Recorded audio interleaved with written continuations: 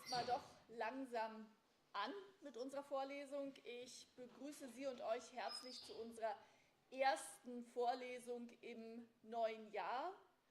Und ich werde jetzt gleich ins Englische übergehen, da der Vortrag heute von unserem Kollegen Abbed Kanoor eben auch auf Englisch geschehen wird. Please come in.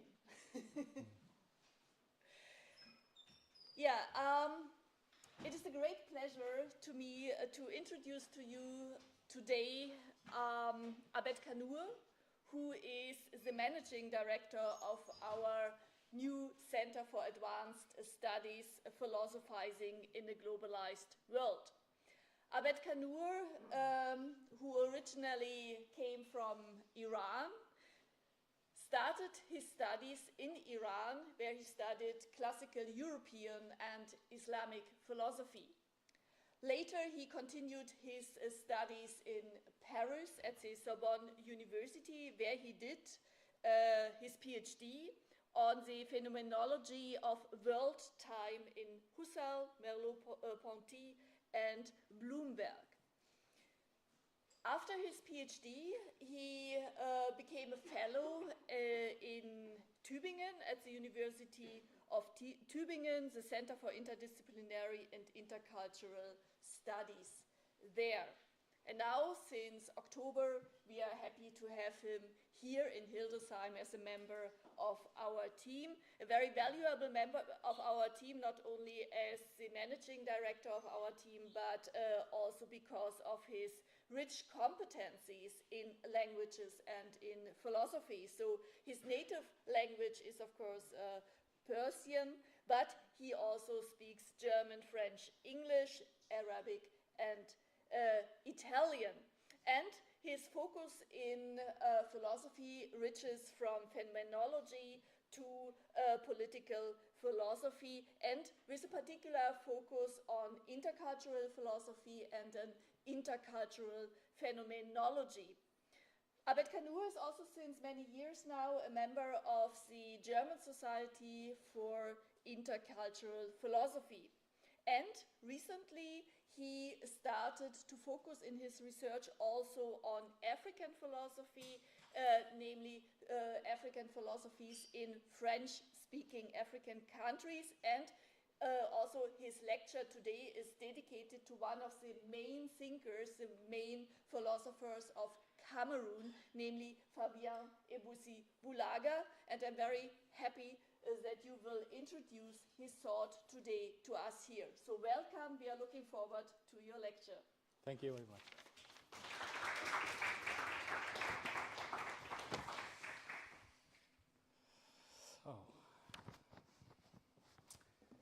Thank you very much. So as we were planning this Vorlesungsreihe, I decided to prepare my presentation in English because of the possibility of exchange and discussion with African colleagues. Some of them are hopefully online streaming this lecture. And on the other side, there was another practical reason. We don't have, so far as I know, any translation of Fabien Eboussi and Boulaga's work in German. There are two translations in English, and so I partly where I quoted partly in my lecture, but we have a real practical problem, and I hope that we begin to translate the works of Fabien Eboussi Boulaga in German as well. Another point I wanted to add is that as Anke said, I'm not a specialist, an expert of African philosophy, and so please, especially colleagues who are online, consider this presentation rather as an interaction and as a form of reading of the philosophy of Fabien Eboussi Boulaga. So, who is Fabien Eboussi Boulaga? Fabien Eboussi Boulaga, former Jesuit and Cameroonian philosopher, was born in 1934 in Bafia, Cameroon, and died 2018 in Yaoundé. Descendant of farmer Christian family, he joined the Jesuit order as he was 21 years old. His academic studies he did in France, bachelor's in theology, and a doctorate in literature and philosophy in Lyon, in France. Among European intellectual inspirations on the African continent, Christian theology and Marxism have played an important role in intellectual movements and philosophical circles. Eboussi is an outstanding example of the former. Already in his theological tendencies on the Africanization of faith, he had a strong anti-colonial orientation. In 1960s, he argued for the departure of European missionaries and the reappropriation of religious institutions by local and indigenous priests and scholars. With his first philosophical work, Muntu Problématique, he left his mark on African philosophy. Paulin Huntunji, another great name in African philosophy, told me of the striking effect he and his editorial board at Présence Africaine, the famous publishing house and journal, had when they received the manuscript of these texts in Paris in the 60s. This work marked his philosophical reflections in the 70s, culminating in his book La crise du Muntu, authenticité africaine et philosophie. Muntu in crisis, African authenticity and philosophy. And here the term Muntu stands for the African human being in her or his concrete situation, as Fabien Eboussi Boulaga understands it. A multi-layered work that critically addresses ethnology, ethnophilosophy, and global philosophy, and argues for a critical understanding of African self-awareness. The more Eboussi became involved in philosophy, the further he distanced himself from the religious order. In the 1980s, he left the Jesuit order and returned to lay status. In his published work, Christianisme sans fétiche, une critique africaine et une réappropriation du christianisme, in 1981, he delivers his critical reassessment of Catholicism in the colonial context. Although he graduated in theology from the Institut Catholique de Lyon, he went on to earn a doctorate in philosophy and literature, teaching philosophy in Abidjan and then at the University of Yaoundé. In 1994, he was appointed professor at Catholic Institute of Yaoundé. So, a little bit about his works. It would be simplistic to summarize the different facets of his philosophy in a single lecture. Just by way of an effort at an overview, I can say, in 3 phases of his thought, we find 3 different but interconnected cores. The philosophical quest for African intellectual autonomy, the first phase, from La crise du Muntu, where he deconstructs the assumptions of ethnophilosophy and global philosophy in order to elaborate an authentically African vision of philosophy, to Christianisme sans fétiche, where he critically discusses the historical entanglement of domination and religious institution in Africa in order to liberate it from its alienation and constitute an authentic community of faith. Secondly, in his writing of the 80s and beyond, he became more explicitly involved in political intellectual activities. Thinking freedom and liberation takes the form of building a political community in the vacuum between the post-colonial African situation with all its potentialities on the one hand and the paradoxes of post-colonial African states on the other. And thirdly, in his later essays and interviews as a master of thought, maître à penser, for young researchers, he has tried to give an overview of his own philosophical life and of African philosophy. This is where the topos becomes more central, even if his philosophy has always had a direct link with the place of thought. A glance at the titles of his books confirms this evolution. Just a selection. And I don't go through all of them.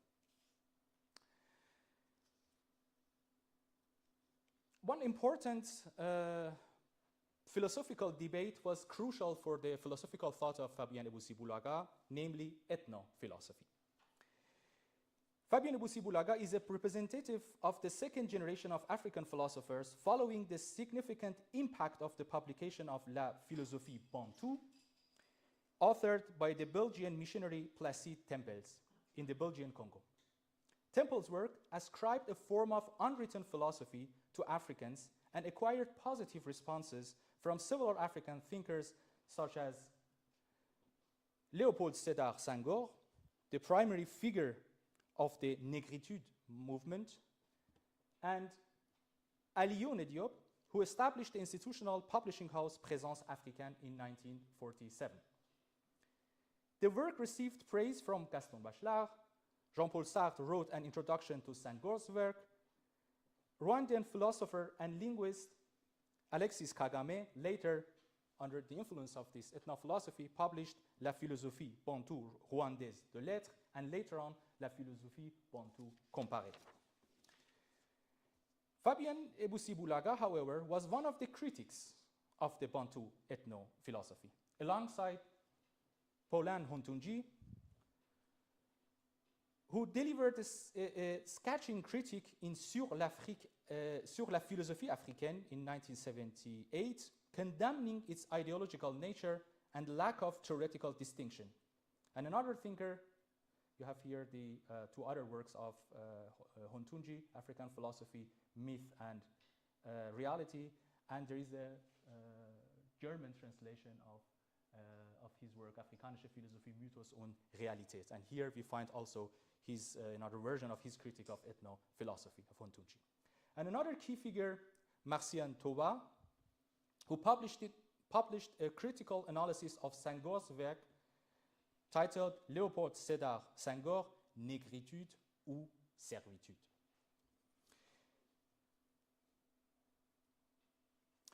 These critics challenged the ethnophilosophical approach and promoted a more nuanced and authentic understanding of African philosophy that transcended simplistic generalizations.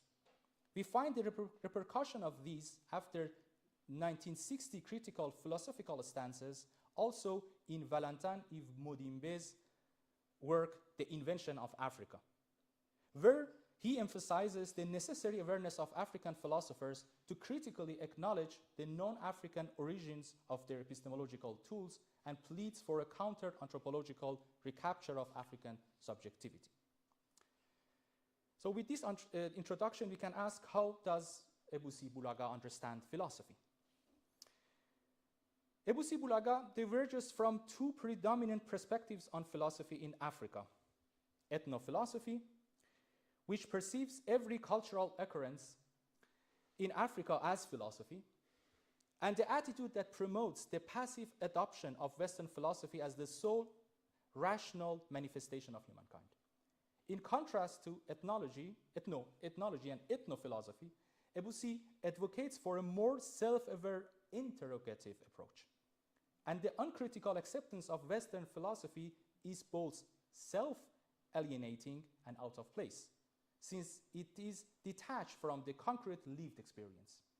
What he seeks is a step beyond this dichotomy, and that only happens when the experience of crisis is taken seriously.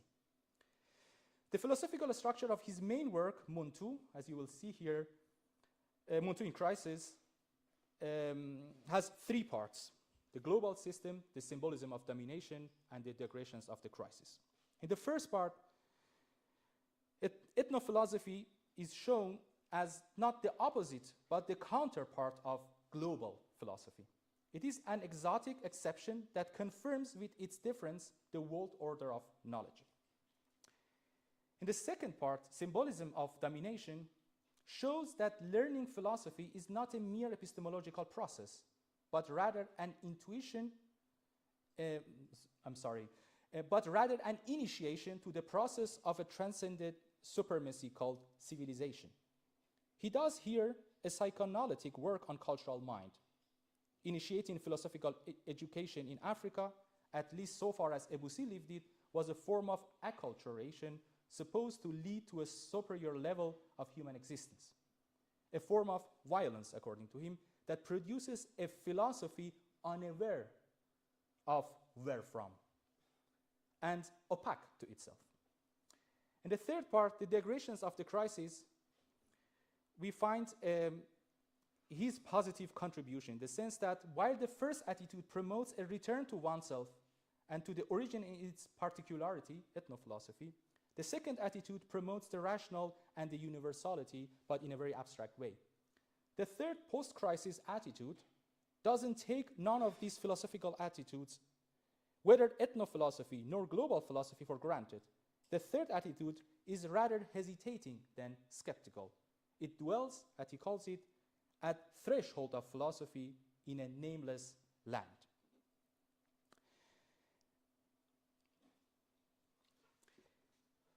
The moment of self-recapture is the philosophical moment par excellence for Eboussi.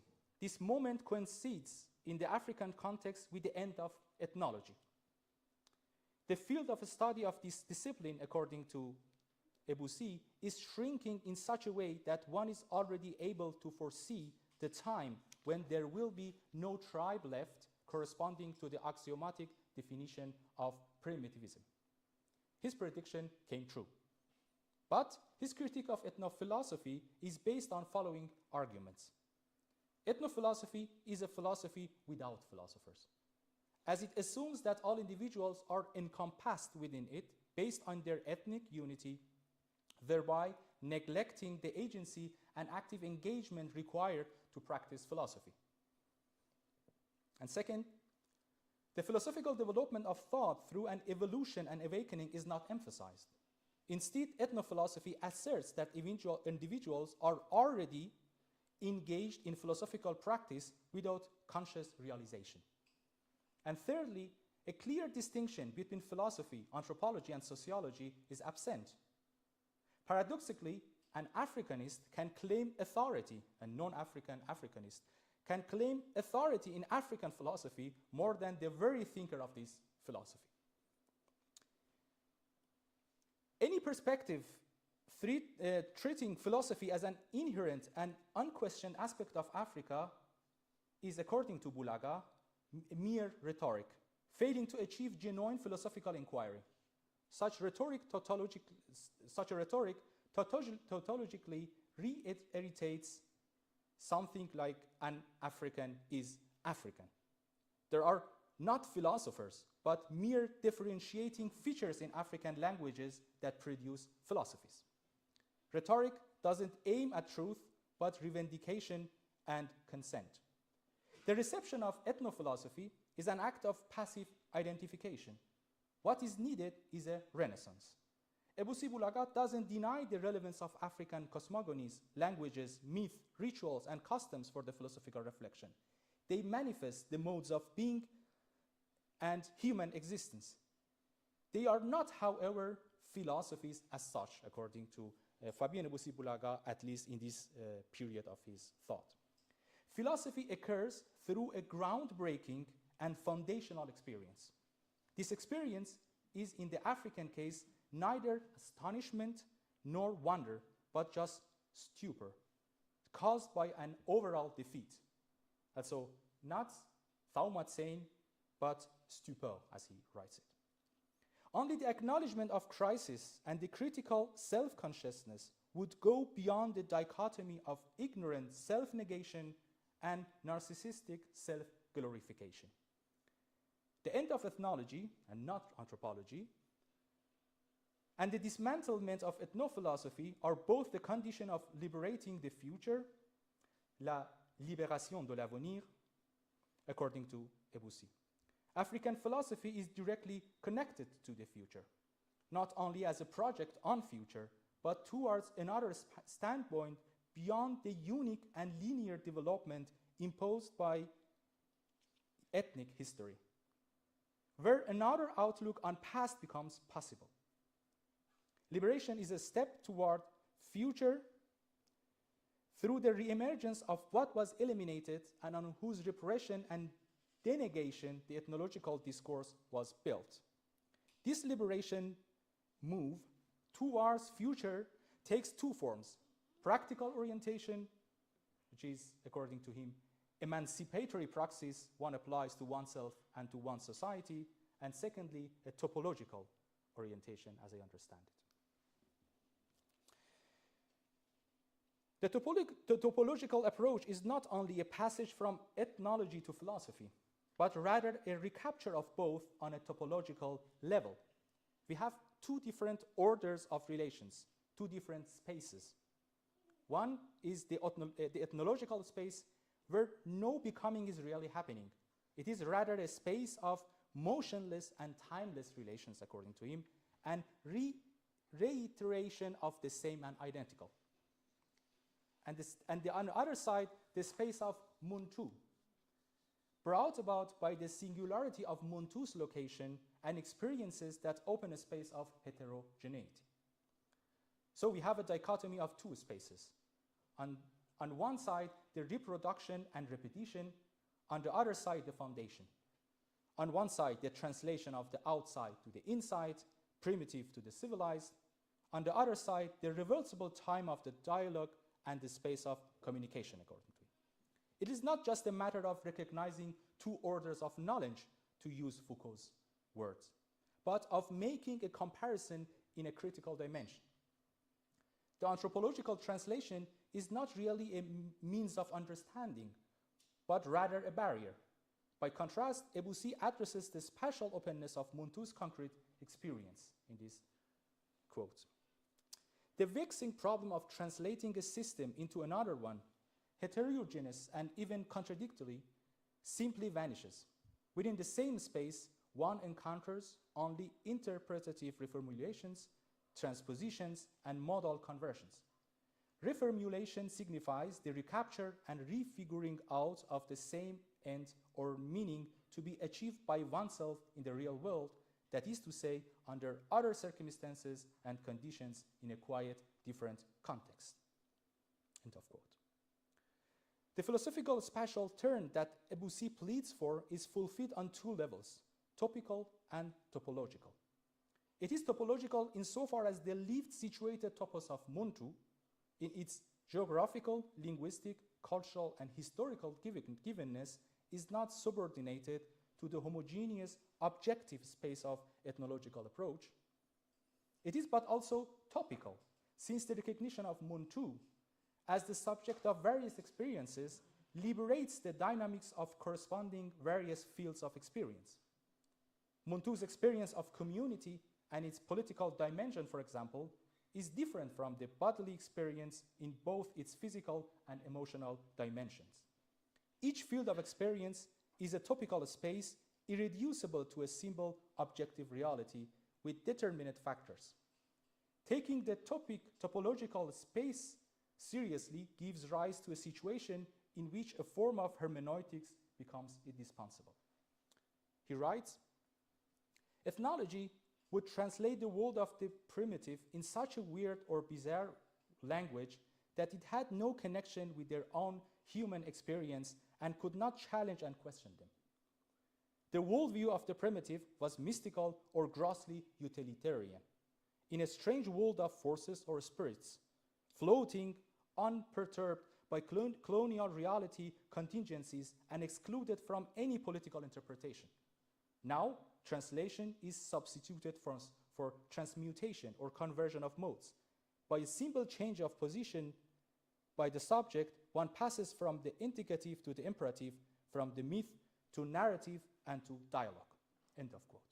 As we see here in this dense quotation, the comparison between two orders takes the form of an inevitable transition, but not from the ethnological order to the concrete experience of Muntu. The latter is the starting point for a new space that philosophy designates. Eboussi lists three transitions in this quote, from translation to transmutation and conversion, from indicative to imperative, and from myth to dialogue. Let's go through them one by one.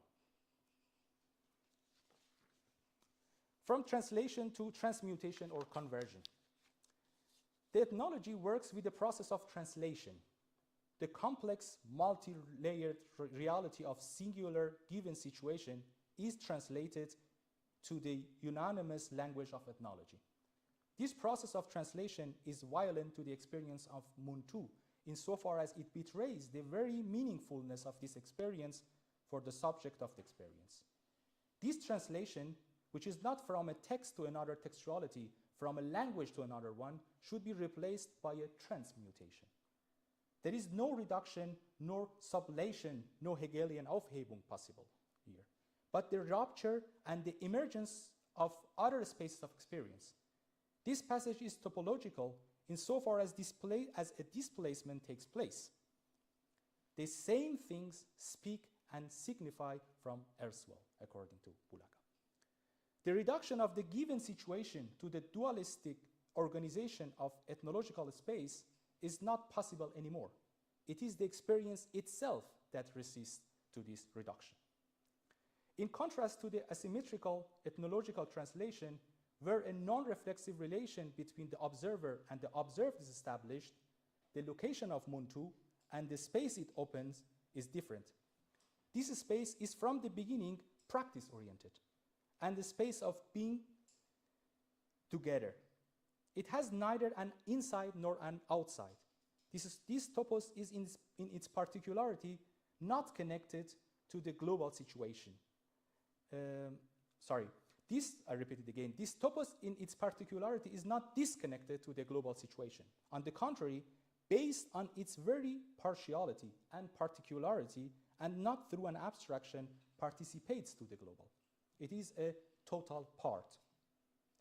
Global contradictions and conflicts are displayed here in particular shape. In ethnology, nothing was really happening. We had an observer, the ethnologist, and an observed entity so big as an collective situation.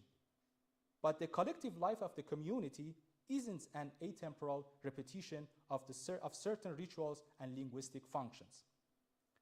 The ethnological translation is not abolished but replaced by transmutation. A conversion takes place through which the observer interrogator and observed informer become reversible. What Eboussi is pleading for has found a name later on: counter-anthropology.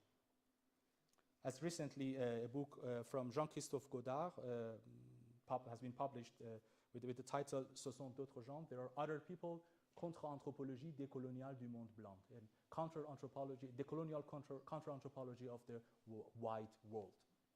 It is an effort based on this conversion and renversement.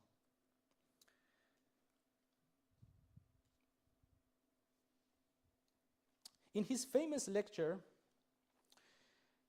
from Moss à Lévi-Strauss, from Moss to Lévi-Strauss, Maurice Merleau-Ponty, there's an article, an essay published in Science, the book collected essays of Merleau-Ponty. On the occasion of Lévi-Strauss' introduction to Collège de France, Merleau-Ponty also addresses a moment of conversion, commenting on the ethnologist's encounter with the native. To show you that it is not an accident that ethnology becomes the topos of this transmutation and conversion. It's a very famous passage, especially in African context, since one of the key figures of African philosophy, Suleiman Bachir Diagne, took this idea of universal from Merleau-Ponty, from this passage. I read the passage. The equipment of our social being can be dismantled and reconstructed by the voyage, as we are able to learn to speak other languages. This provides a second way to the universal, no longer the overarching universal of a strictly objective method, but a sort of lateral universal which we acquire through ethnological experience and its incessant testing of the self through the other person and the other person through the self. It is a question of constructing a general system of reference in which the point of view of the native, the point of view of the civilized man, and the mistaken views each has of the other can all find a place. That is, of constituting a more comprehensive experience which becomes in principle accessible to men of a different time and country. Ethnology is not a specialty defined by a particular object, primitive societies. It is a way of thinking, the way which imposes itself when the object is different and requires us to transform ourselves. We also become the ethnologies of our own society if we set ourselves at a distance from it.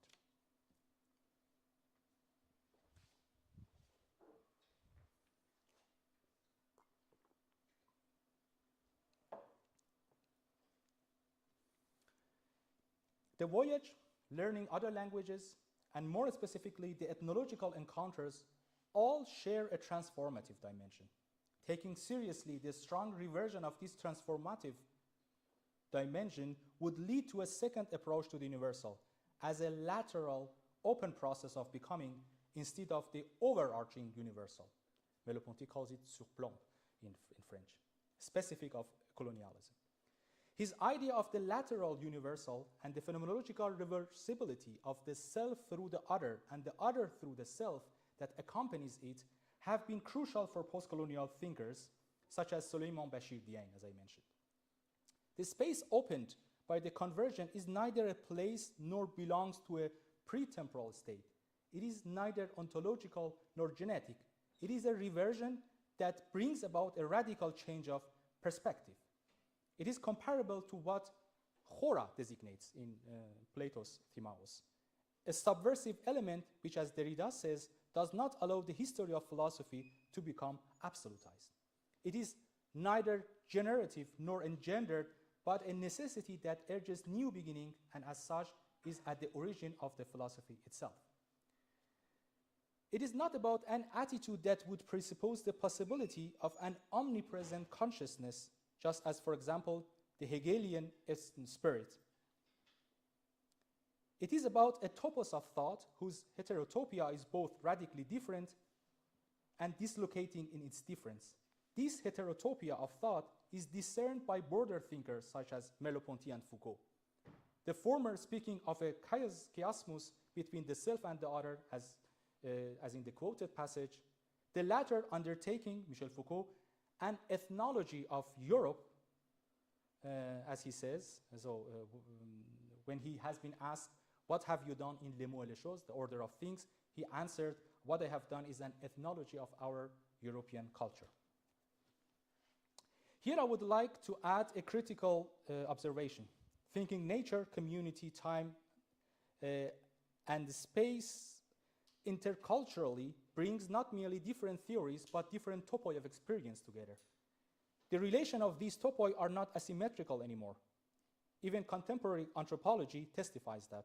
But anthropology and sociology have both epistemological tools as different disciplines, such as functionalist theories, social structuralist anthropology, bioanthropology, and historical anthropology, among others. A pure transmutation, ignoring anthropology and sociology, would be fatal. The risk is that new spaces of dialogue and discourse open up, but without the epistemological tools of analysis. A permanent centrifugal curiosity would be produced that is not accompanied by return, reflection, and correction. And now the second passage, from indicative to the imperative. The second passage is from the indicative of the ethnological observation and documentation to the imperative of liberation and awakening. Eboussi Boulaga proposes a dynamic and continuous process for the Muntu, rather than a complete break from the past. This process involves a constant return to the starting point, which encompasses both ethnological literature and ethnophilosophy. The purpose of this circular movement is to foster action, ultimately leading to liberation. Eboussi's emphasis on this process has led to his recognition as a philosopher of liberation, as evidenced by the secondary literature, such as the work titled, you see the image there, Fabien Eboussi Boulaga, ou la philosophie comme quête de la liberté. He calls for action. The autopsy, as he writes, of the consequences of decolonization has yet to be performed. The ethnologist has mistakenly remained in the world of primitives.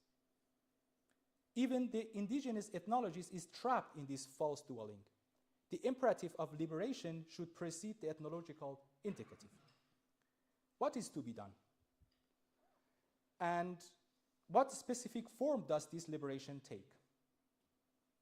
One of the steps is to gain access to the research that has been conducted on indigenous people, not just the museum collections, which was recently done, for example, in Benin, but also the reappropriation of the ethnological studies through the self-conscious participation of African scholars in its appreciation and use.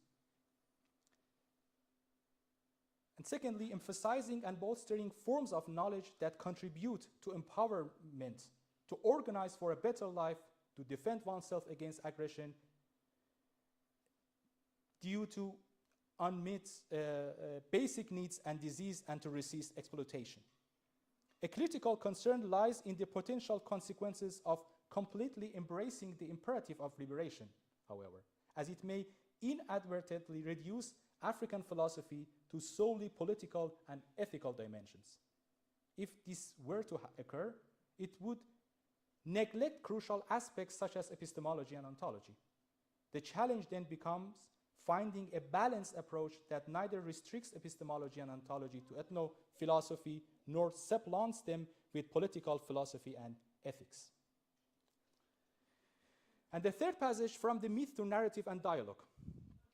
Myth is an archi-foundation, the beginning before any beginnings. It is pure assumption. Its pure assumption, however, leads to passivity. In contrast to conceptions of tradition as pure self-presupposition and self-identification with the myth, Eboussi pleads for an understanding of tradition as original solidarity of bond. The collective self should be posited, not assumed. This dynamic understanding opposes the idea of essence, giving identities to someone through a redirection to the origin. Tradition, Eboussi writes, deep in its positivity, appears as human nature, that is to say, as human being out of self. Tradition is we in a form strange to oneself. End of quote. Tradition is the original bond insofar as it gives a ground, but it must always be newly tied and interpreted. This brings Eboussi close to a thinker such as Gadamer, who understands tradition as event and not passive transmission. Our interaction with the tradition, according to Gadamer, is of the order of Erfahrung and not Erlebnis. Erlebnis is something we have, but Erfahrung is something we undergo, so that subjectivity itself is overtaken and drawn into an event of meaning. What results from this dialogical, and we can say polylogical understanding, is constitutive for the community. The focus is accordingly put on constitutive community rather than conservative, passive transmission of assumed values. The passage from the myth to philosophy is not from the proto-rationality to pure reason, but from presupposed self in its particularity to a certain form of universality. He admits, revendiquer la philosophie, c'est vouloir l'universel. So, to claim philosophy is to intend the universal, but a universal that makes the thinking of particular possible. Boulaga does plead for a universal philosophy doesn't plead for a universal philosophy as a system. He pleads for a thinking of the universal that gives space to the particular instead of absorbing, annihilating it. He frames the philosophical investigation in Africa as a field where the very location, body, color, history, and accident, according to him, themselves become topoi of philosophy. For him, philosophy is also connected with logos, but not only on the basis of the definition of man as a rational animal. Philosophy is a practice that excludes violence and arbitrariness. Logos is here more of an ethical order, a habitus. Topos of philosophy, topos and philosophy. As Anatole Foucault shows, Eboussi Boulaga had a devotion to a culture of creation, to get rid of fetishized terms such as development in African philosophy. Here we find the relevance of African topoi in most of his works, as the title of some of the books and journals he was editing shows. For example, Revue Terroir, les conférences nationales en Afrique. Foucault elaborates on Eboussi's idea of topological rationality. With an eye to Aristotelian topics, is philosophy understood by Eboussi as a discussing practice always in relation to others and based on the field and the interest under discussion. Philosophies have always something of the places of experience, but also spaces of discussion. This approach is topical insofar as one must, I quote Eboussi, take as with psychiatrists or psychologists what the patient brings. The differences between philosophers are also the differences of topoi. Here, geophilosophy meets the situatedness of thought, but also something atmospheric of the field or dimension in discussion. There is an exigency coming from the outside, but not immediately the environment, geography, or political order, and outside immanent in the philosophical discussion. In each philosophy, something such as a field, a plane, develops itself. It is participable in the same way as an artistic style is. A plurality and even a polyphony is from the outset at work, beginning with all tensions, inconsistencies of the author herself. Philosophy is a topical plane where something of community is from the beginning at work. In an interview, characterizes Eboussi his practice of philosophy as a way of participating in common conversation. I quote, "I take part in general conversation, convinced that philosophy has no specific object of its own. It has no object taking its matter as much as its impetus from that which is discussed, and gives rise to embarrassments, aporia, disagreement, or divergence among those who have opinions, well-established knowledge, references on which they agree. The topics are at the beginning of science to give it its impetus, and they are all at its end, to bring it back to man before any specialization so that he can talk about it, judge it, and use it when it becomes worldly or open to discussion of ordinary life and its issues." End of quote. Foucault draws our attention to a later essay of Eboussi where he has his own take on philosophy. In contrast to genealogical approaches that derives philosophy from an initial state and origin, by Eboussi Boulaga, we have a form of topological understanding of philosophy. The result is, as Foucault rightly admits, the irreducible plurality and the presence of philosophies without common measure and distance from one another in time and space. Philosophy becomes a sort of topology of knowledge and a space for the dialogue of places rather than a genealogy. This interpretation is based on what Eboussi himself writes in an article from 2005 entitled Anarchie et Topologie. I quote, "The place posits both the contingency and the plural determination of philosophy.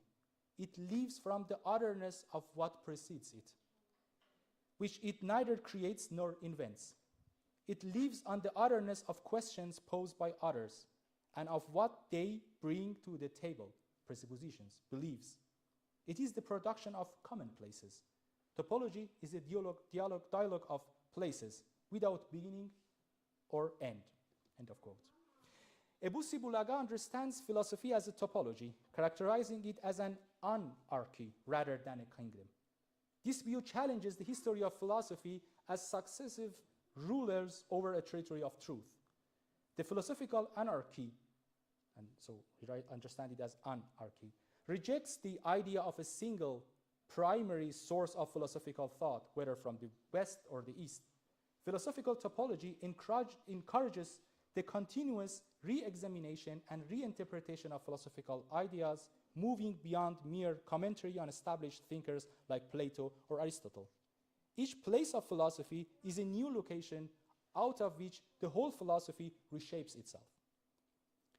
This approach to philosophy is neither genealogical nor teleological, since the philosophy is considered as the dialogue of places, le dialogue des lieux. The topological and configurative approach to philosophy are more than the attribution of origin to or the provenance of philosophy from any place. This topological approach to philosophy has also a consequence for the theory of truth. Scholars such as Foucault point to the influence of Merleau-Ponty on Eboussi Boulaga. We don't get to the truth on our own. In a text from 2013, Raconter la couleur du temps, Eboussi paraphrases this conviction. I quote, "You don't get to the truth on your own. Otherwise, it's not the truth. You are not in the truth because you are with everyone else or because you say the same thing as everyone else. And you are not in the truth because you say what the truth is all by yourself. It is in the dialectic. It is back and forth movement between what is true and doesn't depend on me alone, that doesn't depend on the facts of others, that doesn't depend only on others, that depends on me alone together with others. End of quote. African philosophy is neither a post-classical nor an anti-classical philosophy, but a place where philosophy begins anew. This interrogative understanding of philosophy is not entirely new, but in Eboussi's work, Africa becomes the very topos where this interrogative dimension is concretely revealed. There is no real origin of philosophy because there is no concrete starting point. Every assumed beginning is cut up and developed by the topos of the actual place, and every topos resonates with a particular narrative of the history of philosophy, awakening and provoking certain moments. Eboussi emphasizes a collective responsibility towards truth, with a fundamental equality underpinning this universal quest. The universal, as Eboussi understands it, is no longer merely to be contemplated, but to be done. It is a process offered to all in the simultaneity of the varied situations that make up the world, he says. This topological rationality, as both Foucault and Kavahirehi note, challenges deductive approaches that rely on predetermined models of truth. The focus shifts from an all-encompassing claim of universality to a universalizing practices that embraces diverse experiences and contexts. Africa serves as both a unique philosophical location and the topos of discussion where the very locality of thought becomes philosophical. I would like to quote a passage from his text, Pensée spatialement, published in 2004, in the original, since it gives also a glimpse into the beauty of his prose. It's unfortunately not, you don't find this beauty in, in the translation. Penser spatialement invite donc à renoncer à d'innombrables fictions de diversion et d'aliénation et à adopter résolument contre l'occultisme pour des explications qui s'étalent et s'exposent à l'examen. C'est découvrir que ce qui donne à penser et à faire est là, quotidiennement, sous nos yeux, la surface, le proche, l'ordinaire. Tels sont les centres d'intérêt, les lieux théoriques et pratiques que nous fixe notre situation. Qu'est-ce que l'Afrique, sinon avant tout une expression géographique et ce qui se déploie sous le soleil? We have different approaches to Africa and African philosophy. African philosophy as the result of the practice of philosophy by contemporary African university philosophers, is one understanding. African ethnophilosophy, Africa as the otherness of European philosophy, African philosophy as a form of anti-colonial political philosophy or environmental ethics, and so on and so forth. Eboussi's topological rationality is an effort to understand philosophy differently. As Silvia Riva points out, to think the discontinuity of philosophies which does not stand in the way of their communication, resonance, and dissonance. Historical continuity is replaced by a topological discontinuity which does not plead in favor of a transcendent teleology overhanging all philosophies as so many different steps towards a goal. This approach is crucial for the actuality of intercultural philosophy. Eboussi emphasizes the operations of localization and spatial differentiation of philosophies in simultaneity so that the history itself becomes a dialogue of places. He writes, we speak of Indian philosophy, Chinese philosophy, German philosophy, British philosophy, French philosophy, Cameroonian philosophy, whatever. Is it a first origin or a second origin? You might ask. Does such a distinction make sense? What about this primacy given to space, to the individual and his activity, to the philosophical way that asserts itself, but by not identifying an origin, by not inscribing itself in a genealogy, if not in an interplay of spaces that combine detail and distinguish each other? Would we more legitimately yield the identification of space and truth? Such naturalization, which takes many forms, is characterized by a wide variety of philosophical traditions. Some are inclined to make the philosopher a citizen of the world, not the man of a chapel, but an embodied spirit. The opposite danger of the other is to posit the autonomy of history and truth. End of quote. Topos of philosophy is not the reduction to the limited geographical determination. It points to the constitutive element of contingency. German philosophy is not about philosophy in German. It is not only about philosophy in German language. It is also about that. But also a concrete and singular articulation and style of philosophy, a givenness seen in all its concreteness. Philosophical topology is not about the geographical birthplace of philosophy, but the philosophization of the location itself, where certain topoi can become concepts themselves. One can ask, is Africa a concept? Is Europe a concept? In the last collective work, Deleuze and Guattari assert philosophy is a geophilosophy in precisely the same way that history as a geohistory from Brodel's point of view. Why philosophy in Greece at that moment? They refer to Ferdinand Brodel's main work, La Méditerranée, the Mediterranean, where the focus is not put on the King Philip II, but on a geographical location. And based on that, they developed this idea of philosophy as geophilosophy. There is a correlation between the earth and philosophy. Husserl wrote, Die Erde als Urarche bewegt sich nicht. For Deleuze and Guattari, this irreducible link between thought and the earth takes the concrete form of geophilosophy, also conceptualized in a topological approach to philosophy. They work, What is Philosophy? Qu'est-ce que la philosophie? Is an emblematic book that both inherits a classical conception of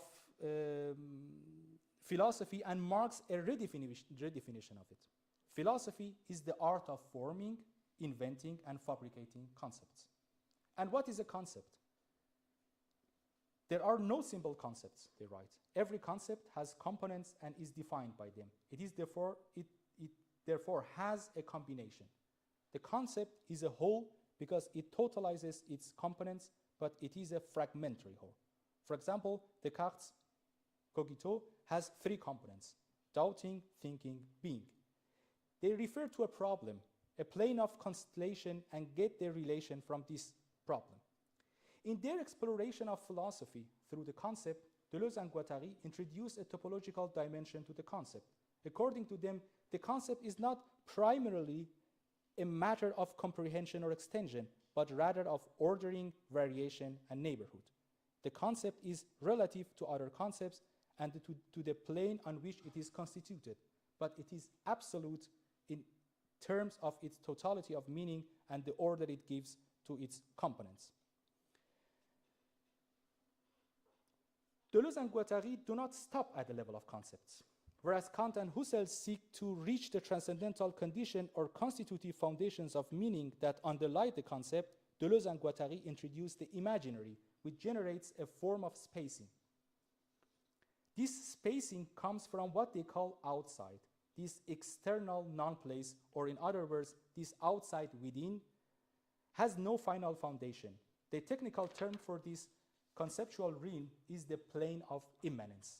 As they describe it, concepts are compatible to multiple waves that rise and fall, while the plane of immanence is a single wave that envelopes and unfolds concepts. In another passage, they explain that the plane of immanence is not a thought or thinkable concept, but rather an image that thought forms of what it means to think, to use thought, and to orient oneself in the realm of thought. What they say about concepts could potentially be applied to concepts from other cultures as well, but it is not their position, as we see in this passage from What is Philosophy. Can we speak of Chinese, Hindu, Jewish, or Islamic philosophy? Yes, to the extent that thinking takes place on a plane of immanence that can be populated by figures as much as by concepts. However, this plane of immanence is not exactly philosophical, but pre-philosophical. It is affected but by what populates and reacts on it in such a way that it becomes philosophical only through the effect of the concept. Although the plane is presupposed by philosophy, it is nonetheless instituted by it, and it unfolds in a philosophical relationship with the non-philosophical.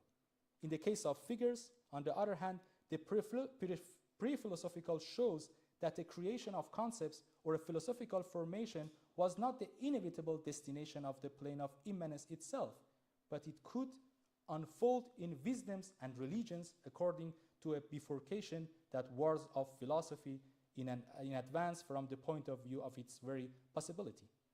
But what we deny is that there is any internal necessity to philosophy, whether in itself or in the Greeks. And the idea of a Greek miracle would only be another aspect of this pseudo-necessity. Nevertheless, philosophy was something Greek, although brought by immigrants. End of quote. They stop at the boundary of the distinction between philosophy and religion, because the passage from figurative pre-philosophical to the conceptual philosophizing didn't happen in other cultures according to them. What are the criteria of this passage? Objectivity, objectité of contemplation, subject of reflection, and intersubjectivity of communication. Religion or myth are not philosophy, because to arrive at the concept, they must deny themselves. Philosophy is the deterritorialization of myth and religion and their re-territorialization on the concept. With Eboussi, too, we have the criterion of intersubjective communication. Philosophy is a matter of logos, understood in oral and written transmission, dialogue, and interpretation. However, what motivates communication is not the subject of reflection, and accordingly concept, but reflection on the subject in the singularity of its topos and situation. This is why contemplative objectivity is of less interest. Instead, the emphasis is on the dynamics of interrogation, resonance, dissonance, and new horizons that open up across philosophies as different topoi of thought. With phenomenology also, we take the step from the conceptual to the pre-conceptual plane of phenomenon and experience. Deleuze and Guattari are not interested in phenomenon, whereas Merleau-Ponty, for example, goes further when he speaks of wild essences, or when he says any theory of painting is a metaphysics. The concept belongs to the linguistic order. The phenomenon is pre-predicative. Phenomenon designates the manner and significance of the appearance of something. And this also includes a cultural aspect. It's not just the term time that is different in Chinese, Wolof, or Russian, but also the way it appears. And we might ask, do we have the same cultural experience of time? It's no coincidence that phenomenology is most interested in interculturality and open to other cultural topoi of philosophy. Philosophy is an inspiring medium towards other locations of thought. However, prominent philosophers of rhizomatic thinking, such as Deleuze and Guattari, take a genealogical orientation that seeks the origin in Greece. Eboussi, on the other side, is interested in other locations from which thinking could start. The deterritorialization is for Deleuze and Guattari always based on the history of philosophy, but for Eboussi, through the contingency of the situation, the accidental. Deleuze and Guattari don't really get involved in the alterity, even less than someone like Sartre. The absolutely other, as Derrida used to say, the other ways of thinking remain excluded in their understanding of geophilosophy. With Fabien Eboussi Boulaga, we see that there is an alterity in thinking Africa and thinking with African philosophers. Africa becomes the prototype of other locations where philosophy can be thought anew. Thank you for your attention.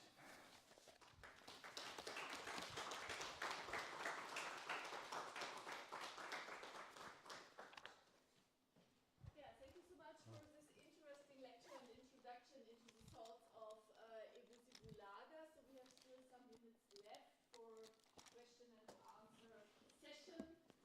So the session is open now. Are there any questions or comments? And as usual, you can also ask your questions, of course, in German.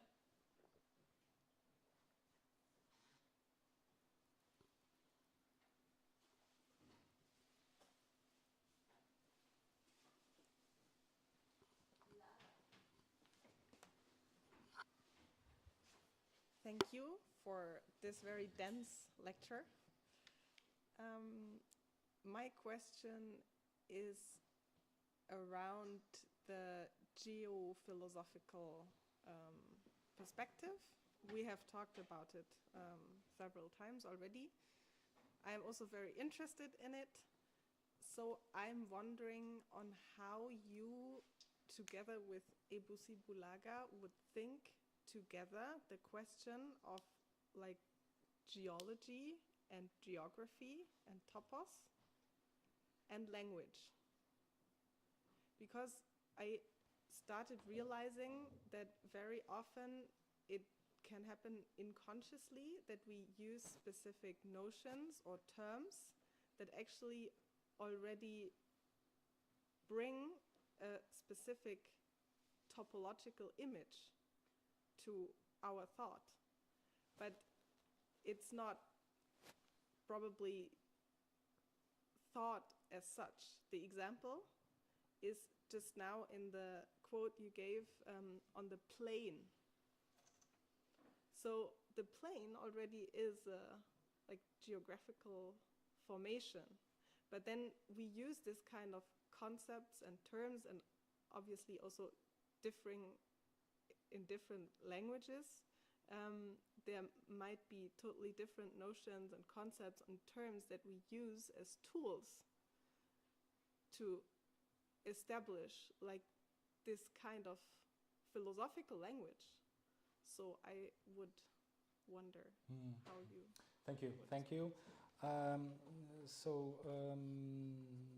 Just to make a point clear, when I was thinking and in the lecture,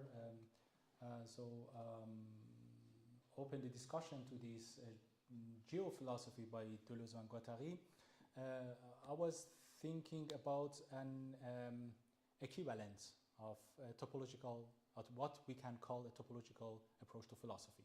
So that's one point. It is rather a comparison in the sense of, because I wouldn't make the argument that relying on the geophilosophy we can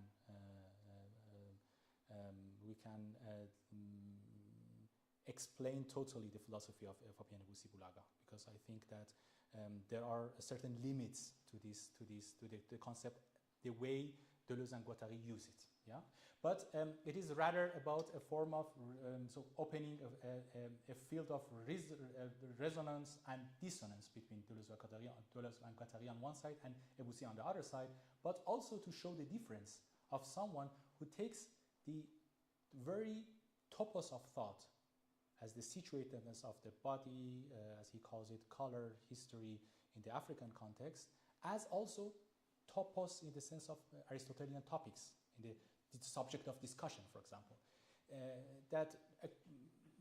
To my understanding, Eboussi Boulaga takes more seriously these dynamics than Deleuze and Guattari. Because Deleuze and Guattari, in this chapter, which is very dense, this case, I don't have the book here, is a very thin book, but is one of the, how can I say, so densest books that they have written together, or so, because each chapter is full of references and each paragraph. But the paradox of this chapter on geophilosophy is that there is a metaphorical use of and re-territorialization, which becomes a metaphorical use of the earth, thinking of earth. And the question I had always was that if they are so interested in the aspect of geo-philosophy, ge is not geography, but is ge in the sense of geometry, for example, why they are not interested in, for example, reading Fabien Eboussi Boulaga, who has written all his works in French. So they haven't look in it. And so when they want to look for some alternatives, they go to British literature rather. And for me, it was to make it clear that the comparison was in that direction. But we can have a long discussion what the geophilosophy means by Deleuze and Guattari, because they have certain references to some thinkers who use metaphorical concepts and figures related to the earth, as for example Husserl used it and Heidegger used it, for example. That's one thing. Other thing is the metaphorical use they have themselves. And deterritorialization, for example, is one aspect. And the other point is the reference to Brodel, which is what happens in the Brodel's case is that the whole context of historical explanation is changed. But something like that actually doesn't happen. As I said in the lecture, my impression is that they apply this geophilosophical understanding to the history of philosophy, not to the different topoi of thought. But I think it is a door that they open, and especially the concept could be interesting to think and rethematize philosophy, even though by them I have the impression that it remains limited. But something else that makes a difference between Eboussi Boulaga and Deleuze and Guattari is that Deleuze and Guattari are highly conceptual thinkers in their use of the concepts by other philosophers, as also creating. They are, for example, in Mille Plateaux, Thousand Platos and Platos, they are machines of creating concepts. And so that is not the way that Boulaga thinks. And I think that's crucial, and it's very important. For Boulaga, what is important, I had just one quote in French, and you saw in that quote, and also in his text, and I really suggest to read his text in French, there is a form of invitation to be involved in a process of thought, and a form of atmospheric thought, where the topos of thought is not just different planes which come to play with each other, but it is an atmospheric interplay that is activated, where you are involved in this discussion with Boulaga, without having this possibility to say that, okay, that's the concept that Boulaga wants to transmit.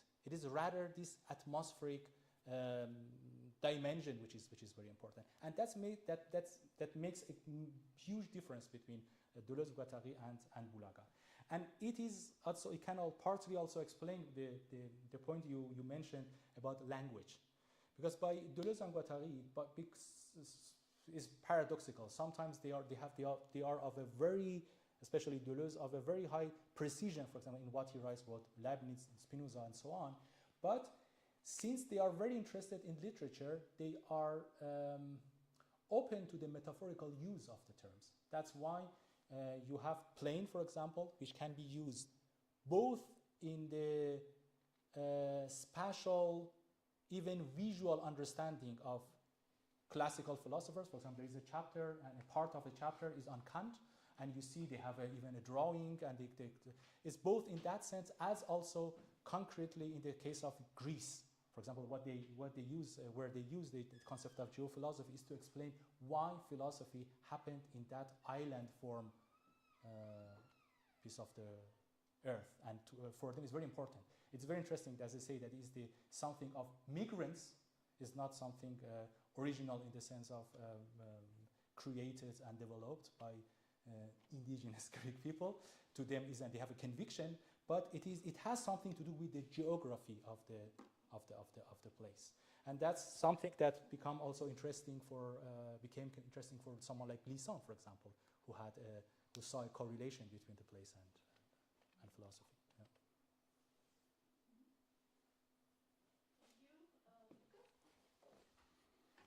Well, thank you. Nice lecture. You torture with my English. I try to make the question slow, and it's better than my German. I was happy when you mentioned our Jean Godard. What I think interesting, he lists a lot of Africa, about how he takes very serious the Vico Penawa. When I met him, he always tried to treat in our Copenhagen as a philosopher, try to make this this challenge in the philosophy to take this. I have tried to work with this idea of ethnophilosophy in a lot of my works too. And I don't want to throw that away. My way to work with that was to understand the European philosophy as an ethnophilosophy. That means just not a universal philosophy. And then my question to you is, what do you think it means global philosophy at all? Because you show here that ethnophilosophy has no philosophers. But it's not the same with global philosophy. Has global philosophy some philosophers? Or if they have, who are there?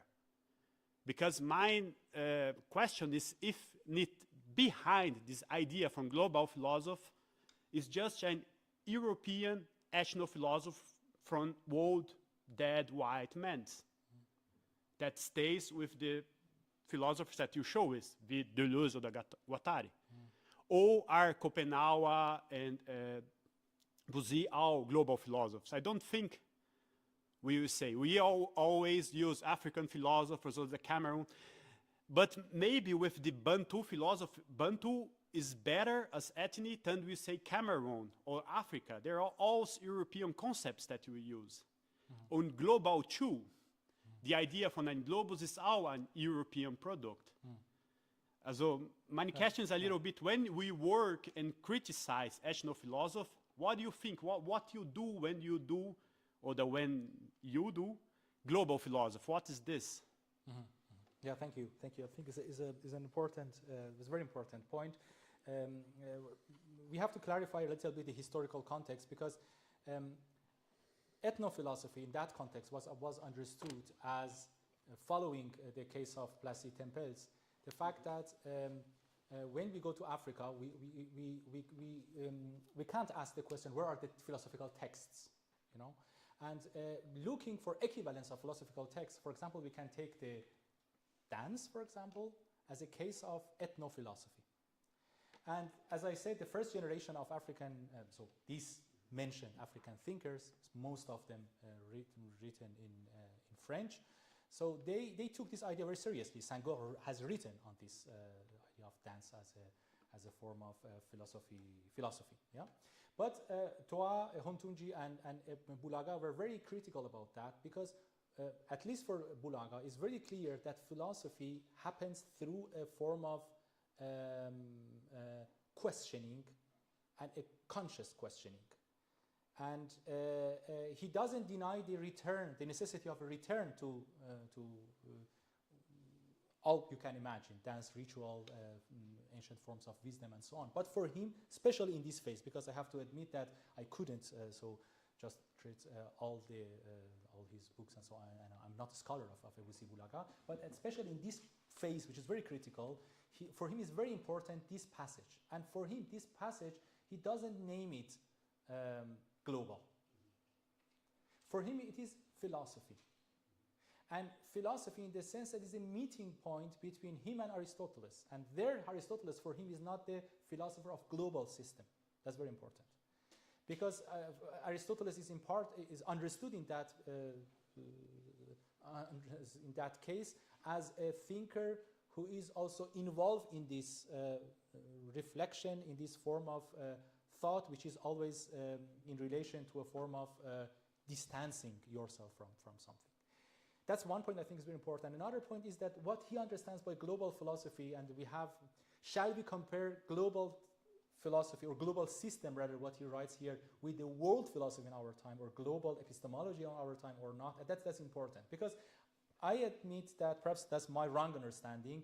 He oscillates, or perhaps it is an anachronism of my reading, oscillates between reading philosophy as such, Western philosophy, history of philosophy, as global system, or understands by global system or global philosophy a certain form of universality, which is always presented in opposition to ethnophilosophy. That we have ethnophilosophy, on the other side we have global philosophy. I have to admit that it is not to me totally clear where his stance on it is. But coming back to your point, it was your point of departure, this idea of, for example, what Jean-Christophe Godard is doing is based on a form of counter-anthropology, in the sense that is following Foucault, following the case of this reinversement that Merleau-Ponty insisted upon, that you are, anthropology, ethnology is not just a neutral science, as we know all, but it has also potentialities to call into question the very anthropologist who is involved in a field of research. And that's why he has done what he has done is very interesting also in the phenomenological aspect, because he shows the way the indigenous people received the Europeans received in a sense that they had an encounter with them, and it according to Jean-Christophe and Godard, it is very elaborated the way they represented and understood this encounter. I think that's an important point, and to come out of the dichotomy of ethnophilosophy and global system as something as a universal order, for Eboussi, this experience of crisis is very important. And interestingly, he has passages. In an article, I compared his attitude toward crisis with what Husserl in 20s had towards his crisis. It's very interesting that you find two different thinkers, but with moments of engagement in a thinking of crisis.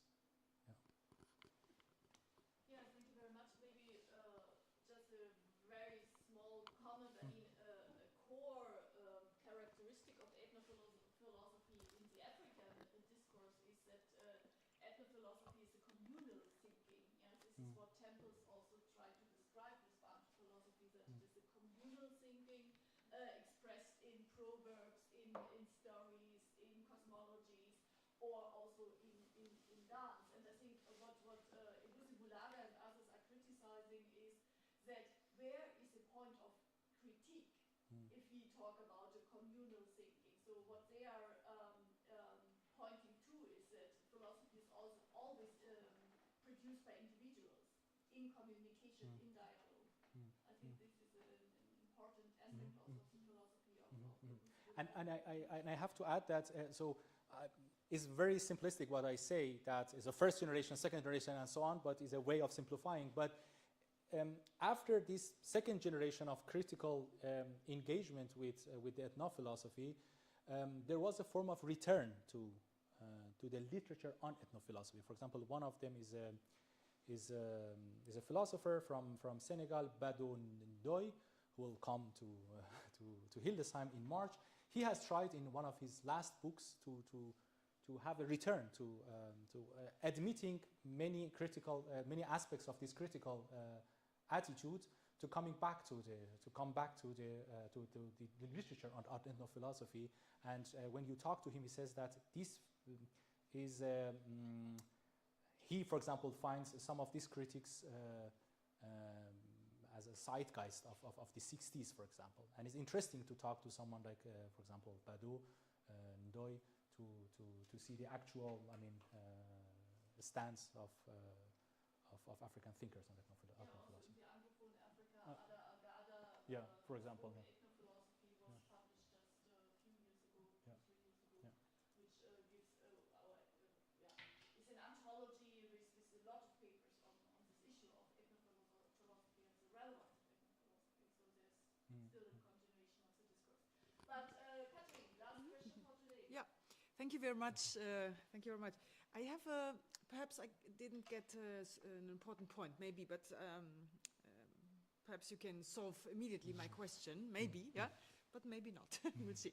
So I think it's very interesting, this double meaning that you stressed in your first answer to the first question of this topological concept, or concept of topology, this geographical meaning and this meaning of contents, of topics. Yeah, so very interesting, very interesting. I really liked it. And this is the question now. How does this refer back to this second part about transmutation and conversion? because I feel that the metaphor and the image of topology and conversion, transmutation is a little bit different. So this transmutation and conversion seems to me more aggressive, more critical, more we must change something, yeah? And topology is more calm and sometimes that, yeah? But perhaps I'm guided too much by the metaphors. Thank you.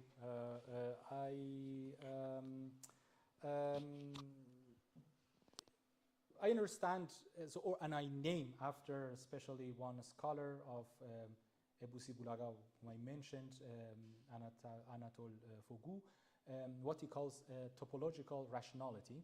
So, topological as the main, as a form of characteristic of Eboussi's approach. And we have different cases, different examples, different situations in which this topological approach shows itself. And one of them is in the anthropological work or anthropological field itself. That Eboussi's point is that ethnologists from the beginning had a system of equivalence, system of understanding. He was or she was looking after an objective reality, denominating understanding objective reality.